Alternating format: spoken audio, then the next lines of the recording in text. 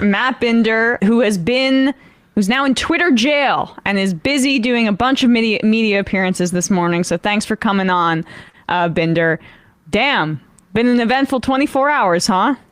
Yeah, it's been certainly something else. I mean, I can confirm that Elon Musk knows who I am.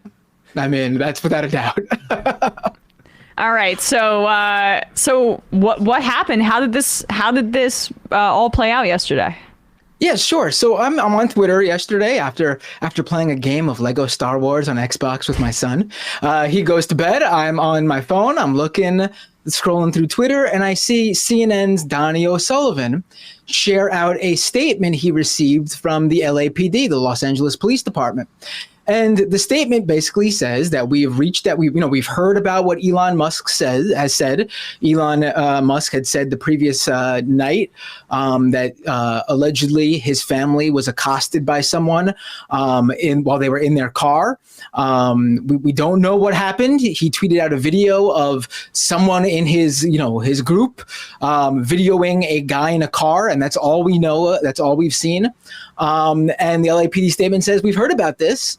We've reached out to Elon Musk. We've not heard back. And there's been no police report up until we haven't received a report of anything.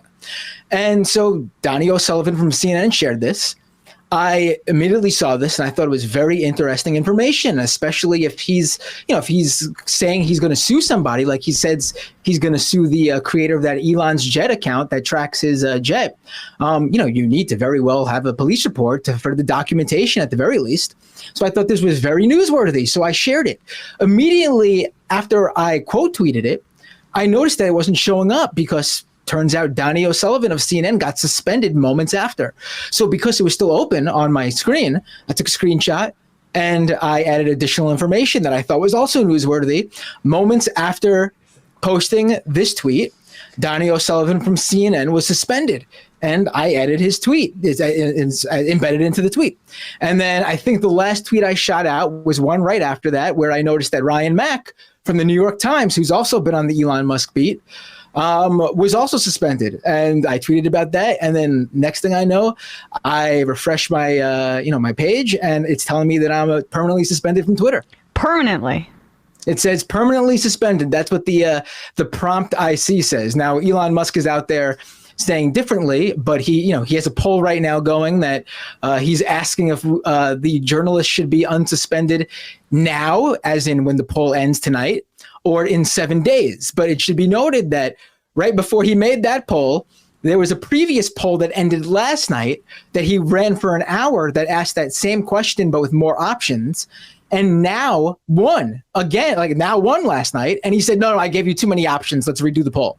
Yeah, I know. We just showed that with Lance from the Surf. So it's just hilarious to me how first of all, his polling methodology suspect, right? Very leading questions. Didn't get the answer he wanted. Then second poll, also still saying reinstate them. So everybody that I've seen who's supposedly a free speech absolutist has basically said this might not be right. I mean, Greenwald's included in this, but this is what the liberals wanted, and they're getting exactly what they wanted.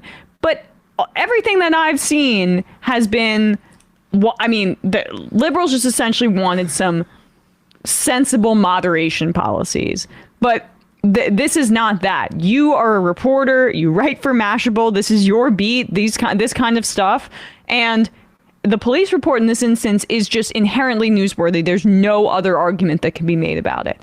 Right. I mean, Musk is claiming that we all doxed the location data that Elon's jet. Yes, that's what he's been calling it. That Elon's jet used to tweet out, but it should be noted that Elon's jet never even broke Twitter's policies, because Musk previously said in November that he would not ban Elon's jet to show how much he valued free speech, because he viewed it as free speech.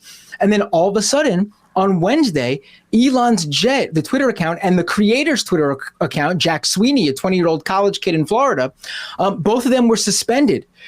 At that moment, they were still not breaking Twitter policy, because it wasn't until hours later did Musk announce a new Twitter policy about posting location data on Twitter. And he never unsuspended Jack Sweeney or Elon's jet in order for them to even abide by that policy. Literally, I'm going to tell you on the Majority Report that this is like the Minority Report. Elon's jet was suspended for a policy that didn't exist until the future. And so, I mean, literally, that's the case here. Yeah. And so, after he made a point, as you say, to say this is fine. So just, Elon's jet doing what Elon Musk from the horse's mouth said was okay gets banned. And then it's assassination coordinates time, like he's some sort of Jack Ryan figure. Right. And so, I should also say that, I haven't posted any location data, even based on the new Twitter rules. I never tweeted anything from that account. I never retweeted anyone sharing the location data with that account. So I don't know what it is that ran afoul of Twitter's policies. Now, previously, under the old Twitter administration, if it was a single tweet of yours that ran afoul of Twitter's policies, they would temporarily put your account on a hold.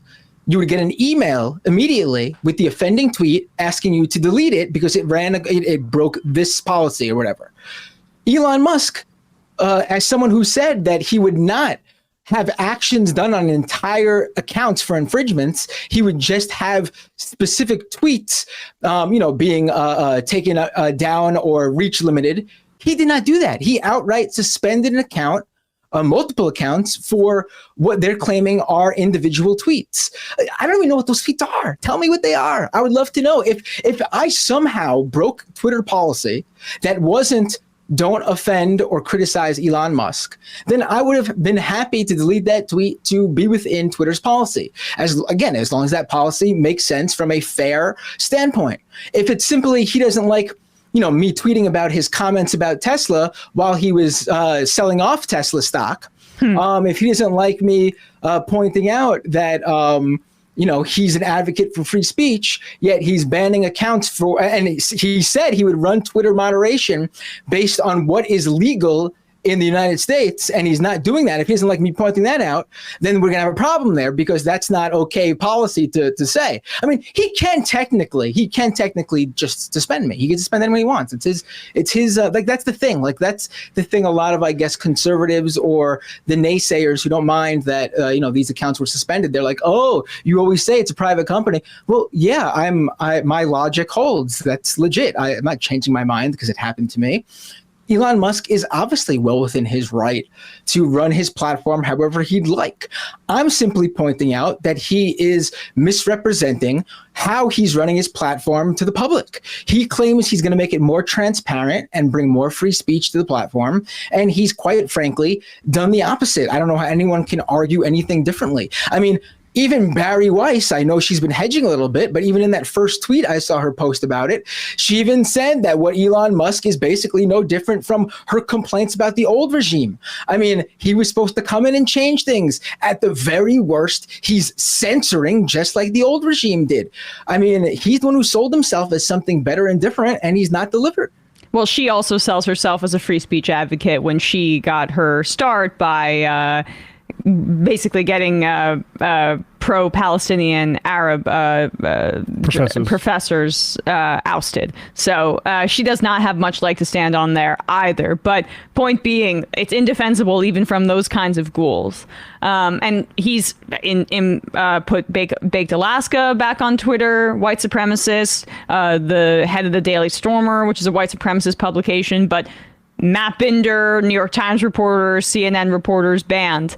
And you can just I keep thinking back to that New York Times piece from last week where they were like, it's hard to pin down Elon Musk's politics.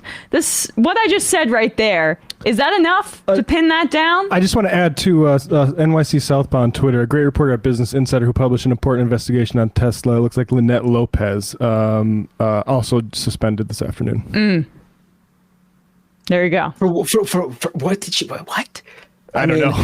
Yeah, I mean, here's Tesla, the thing. This was an old article. Tesla knew its Model S battery had a design flaw that could lead to leaks and ultimately fires starting in 2012, and that journalist is suspended. for tweeting that out. Interesting. Wow. Not sure. Not sure. No, that's an old article, so I'm not sure what what the precipitating event was here. Well, Right. Binder, if I see tweets from someone named Libtard2, I'm just gonna. I'm gonna. Listen, it could be you.